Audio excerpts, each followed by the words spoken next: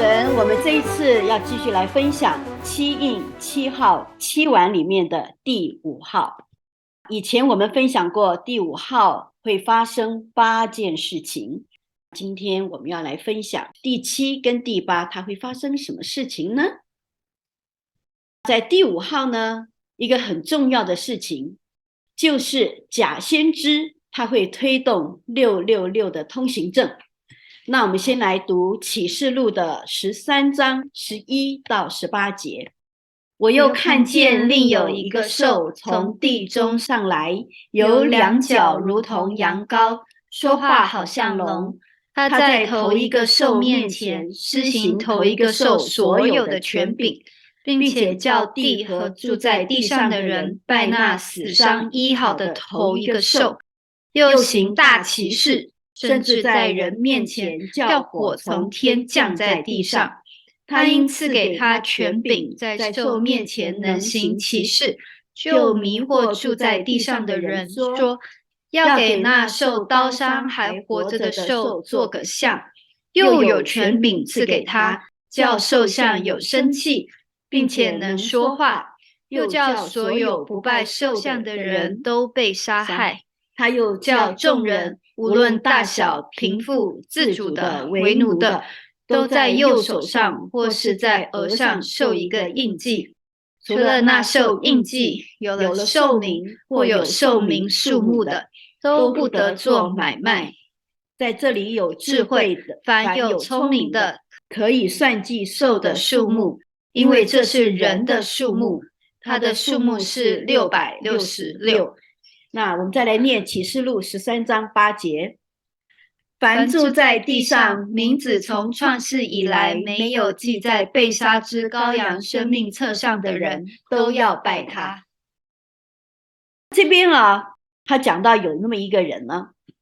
他是在推动敌基督统治的一个舞台。敌基督呢，他是在政治的领域上面去控制人、掌控人，并且向永生神挑战，向永生神挑衅。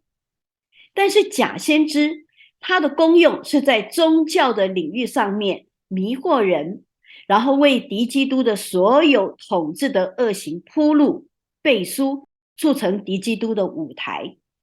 就好像施洗约翰他在耶稣正式传道之前，为耶稣预备人心，宣告耶稣是神的儿子，神的羔羊一样。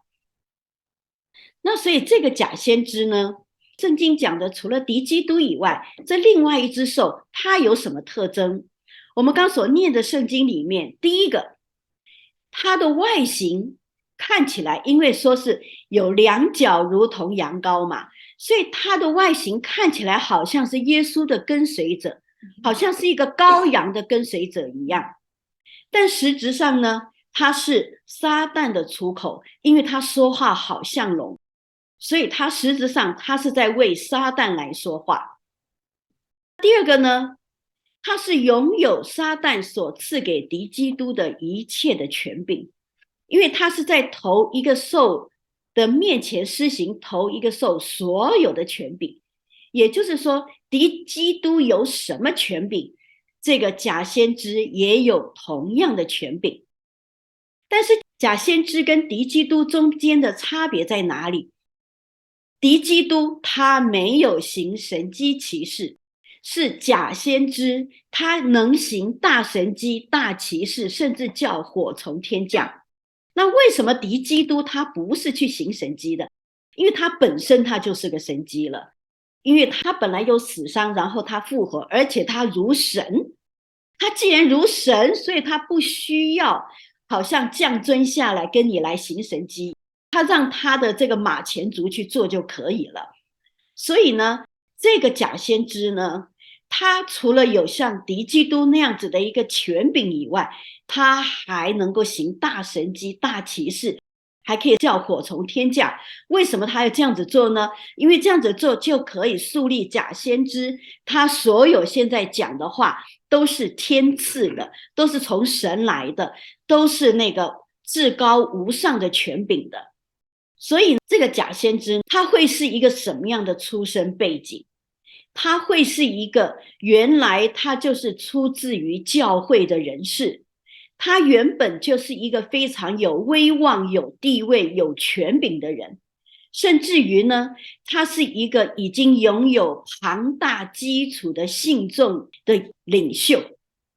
要不然他没有办法升任作为敌基督的马前卒，为敌基督铺路的那一个身份，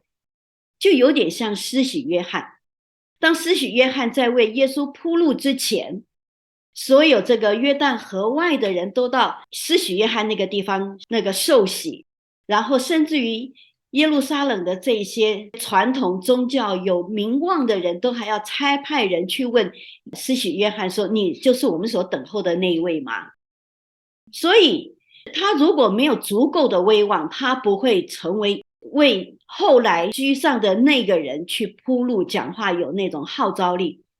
所以我们要去看假先知，他一定是一个非常有威望的人，在这个教会的领域里面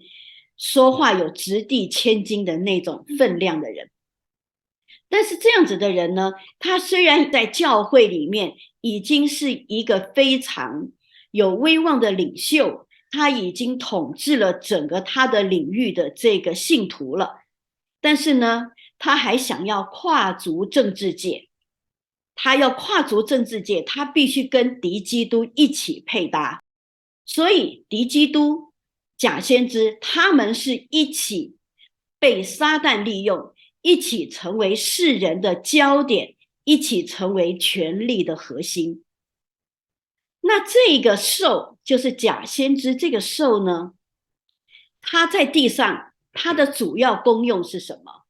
它的主要功用就是利用他在宗教上的威望，宗教上面的权柄权威，故意制造敌基督的神性，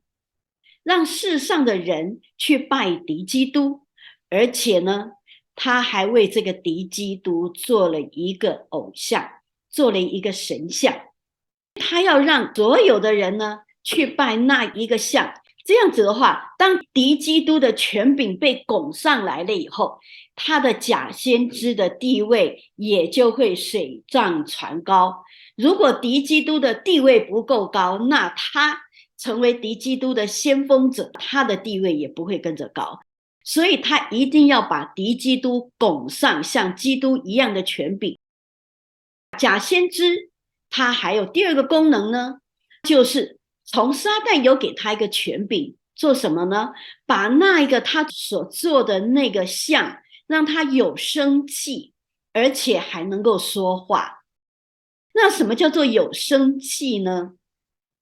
假先知他所做的这个像，它不单单只是一个物质界的像，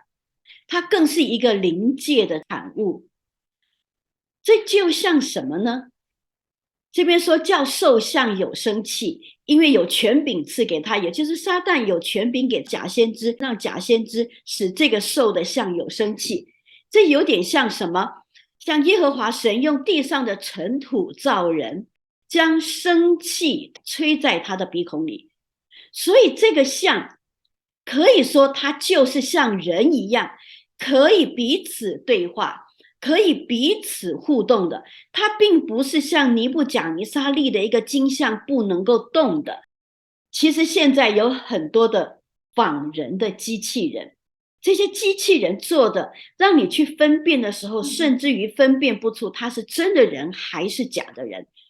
那我们从 YouTube 上面我们都可以看见很多这样子类型的报道。这些的 AI 机器人，这些已经是仿人的，它已经不是像我们以前所想啊，机器人就用一个圆圆的头，然后讲话是用铁器的声音，然后用那个轮子在走路的那种一看起来你就是机器人，你不会有任何的一个疑虑。但是现在的机器人，它会让你做的就像是一个正常的人。那我前几天我就看了，现在已经有这种制造出来几乎是有人的 DNA 的，然后他跟现代的人买他的那个脸的形态形象，就是说你愿意把你的长相卖给这个公司，好像一个人是5万美金，然后他就大量制作这样子的人形人像。那其实在我们早之前呢就有譬如说像陪孤单老人聊天的，按时喂药的，当然我们最多看的就是打扫卫生的啦，还有可以做饭的啊，你去按一个那个按键，你要做什么样饭菜，他都可以帮你做。可是再后来陪那个老人聊天的机器人，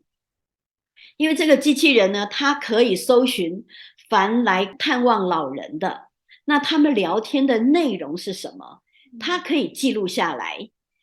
然后他可以综合判断，然后他可以跟这个老人聊天，他又知道这个老人，因为他有数据，知道这个老人的委屈是什么，知道这个老人的喜好是什么，他的痛苦是什么，他的那个愤怒是什么，他可以完全按照这个人的这个心情去跟他互动聊天，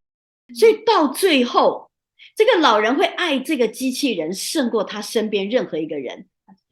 然后呢，我也看过有一个人呢，他是要跟机器人结婚，那人家就问他，你为什么要跟机器人结婚？他说，因为他了解我，但是他不会跟我吵架，所以他想要嫁给机器人。那我相信在未来的这种 AI 科技里面，会有很多仿人的，他是完全能够侦测到你的情绪情感的，所以在一个你愿意接受受像的这些人里面，其实他是爱上了这个受像的，他是爱上的，他不是被逼迫的，他不是像尼布甲尼撒所说的，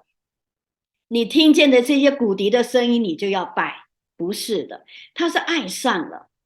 那其实像我们现在的那个手机，我们一打开来，我们每一次看的那个节目，它完全可以去侦测你喜欢看什么样的影片，你看什么样的画面的时候，你的情绪反应，你的脸部表情，你的眼睛所投射出来的这种的感觉，它完全能够抓得住你这个人现在的真实的情绪是什么。然后呢，他又可以推荐，因为他抓得住你，所以他会推荐你喜欢的节目出来。于是乎，你被 YouTube 的那个节目的类型就会越来越偏向你所喜好的。这就是说，未来的科技，它越来越能够是个人化的。所以当这个兽像，他说他有生气，而且能够说话，其实能够说话，我们也很能够理解啊。像我个 Hi Siri。对啊，他会跟你互动啊，只是说现在 Siri 不太咋地而已啊。他会跟你说我不知道你在说什么，对不起，我这里面没有你要的资讯。可是在未来不是这个样子，他所制造出来的科技，它完全能够进入到你的内心，它完全可以跟你有一个非常好的互动。所以呢，这边说到这个兽像也是能够像人一样懂人的，是有人的这个气息的，而且可以跟你说话的，而且我也相信这个是个人化的。所以到了未来的这个科技的时候，你拜兽，你爱慕这个兽，你爱他，你想跟他聊天，你掏心掏肺的跟他讲你的秘密，这些是出自于真心的。可是如果我们基督徒，我们知道这个叫做拜兽，好，你不去拜，你说啊，我用假装的，你假不来，因为你没有办法有那种狂热，你没有办法有那种爱慕。我如果为神狂热，我就不会为撒旦狂热；我为世界狂热，我就不会为神狂热。所以如果说我们要在这个 AI 的面前，然后说我隐藏我对神的爱，那是不可能的事情，除非你里面没有对神的爱。好，所以到了这个时候，除了拜兽是一种真实的，可以侦测到每一个人的特殊情感以外，我还相信会有一个现象，就是到时候这个兽的像，它不单单是一个科技的产品，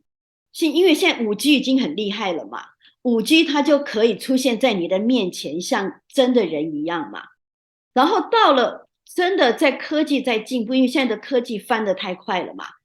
，6G、7G 的科技影像的时候，我相信那个时候假先知他可以让这个科技的影像随时透过敌基督的权柄进入每一个人的家庭，进入每一个公共场所，然后让看见这一个影像的人就去拜他。我相信它是一个可以非常容易就出现的一个影像，不会像尼布甲尼撒的那个金像只出现在那个什么平原上，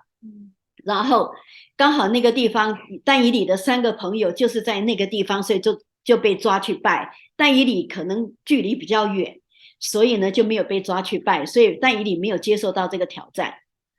那我相信等到敌基督的舞台他已经站稳了，他已经吃定全球了，因为他有赐给他的权柄嘛，让他所做的一切都是所向无敌的嘛。所以当他已经占领了整个世界的所有的权柄，因为我说未来他是一个统一政权统一政府了嘛，所以他要让他的影像随时发布出去，在每一个人的家里面去侦测每一个人，随时让你拜他。我觉得到了那个节骨眼，这不是一件困难的事情。那假先知他第3个他做的是什么呢？他是叫所有不拜兽像的人都被杀害，也就是说他会为敌基督去传达命令。什么命令呢？就是不拜敌基督这个兽像的人他要被杀。因为这个敌基督的他的影像他能够随时出现，因为他在每一个角落出现。请问基督徒你有没有地方可以隐藏？你没有，你太难躲，除非你是完全脱离科技产品，就像我们前面第5号所说的，到旷野神为他预备的地方。所以这个时候的这个科技的偶像，当他随时随地可以侦测到谁没有真心膜拜敌基督，谁没有真心的爱慕敌基督，请问他需要把你抓起来然后去审判吗？不需要。他既然已经是高科技产品，他可以直接用他的光波，他的这个电波光速直接精准射杀就可以了。因为他这个一定有后台，一定有程式，只要接收到不是什么样的爱慕的电波的时候，他直接就可以发射他的这种致命的这种电波出来，不需要经过拘捕，不需要经过仲裁。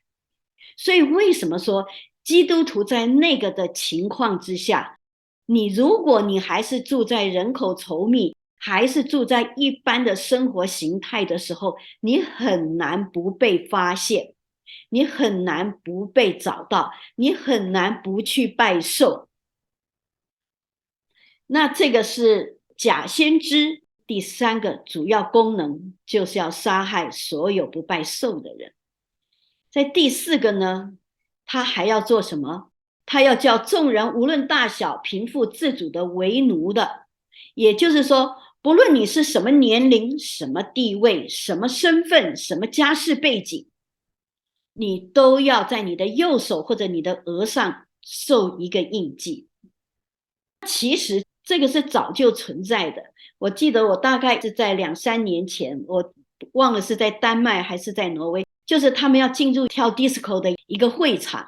那是年轻人常去的，那他们觉得每一次要掏钱或者每次拿身份证出来很麻烦，所以他们就干脆就装一个晶片，里面扫一下，要扣钱就扣钱，要干嘛就干嘛，很简单，因为这是大家都乐意的。那现在在未来当然也会觉得说，我只要走过去，直接我刚刚买的东西直接就扫码，我不需要再去好像现在排队，然后一个一个去扫码，然后看要多少钱，直接就扣钱。就好像现在那个中国的无现金城市啊，还有无现金超市啊，你直接出来了你就已经刷完了。那所以到了敌基督完全统治的那个阶段的时候，每一个人不论你是什么年龄，什么背景，什么身份，什么家世，你在你的右手上或者你的额头上面，你都会有一个印记。那这个印记里面是什么呢？这印记里面有兽的 mark， 也就是说在启示录那个得胜者，他的额上有神和羔羊的名字，对不对？那这个末后的印记，这是谁的名字？是兽的名字，就是敌基督的名字。也就是你现在领受的这个印记里面就有敌基督的形象，敌基督的 mark， 或者说每一家公司都有公司的 logo， 那这个 logo 下面的人就表示说，我穿了制服，我戴了这个公司 logo 的帽子，表示我属于这个权柄以下。所以有了兽名的，就是代表说我安得在这个权柄以下。所以不要小看说有这个兽名是一件小事，你已经表明了你是在这一个权柄以下。然后呢，或有兽名数目的，我的理解就是说，这个晶片里面有这个兽的企业，或者说兽的公司，或者是兽的 logo， 然后有兽名数目的，因为这边讲到说兽它是一个人的数字，所以我的理解是这个数字是这一个你被刻印的这个人，我所有的资讯，我的财产，我的进出，我的交易，我的生辰八字，我的一切，我的所有的资讯都在里面。也就是我要买什么车票，我要去哪里，我跟谁谈话，我的所有的行动的记录全部都在这个晶片里面。那其实像前几天这个年底了嘛， Google 就会帮我做一个这一年春季夏季秋季冬季你去过哪里，然后那个有大自然篇然后有那个什么反正他就给你分了好几类，帮你做影片。Google 都可以帮我做影片了，那不要说到了最后面他是刻意要掌控人的时候，他当然会知道你所有的记录。所以就是说这个晶片里面，一个是你所属的是谁，第二个是你这个人所有的资讯。如果没有这个东西，那你是不可能做买卖的，因为做买卖它需要输入资讯，就好像我们用信用卡，你信用卡如果资讯没有办法被输入的话，你就不能够被使用。所以到了末日的时候，这边说到没有记在被杀之羔羊生命册上的人都要拜他。这代表什么呢？有太多人安得在这种压力，或者说必须这样生存，我不这样生存我就活不下去的这个状态，那他必须要去刻上这个印记。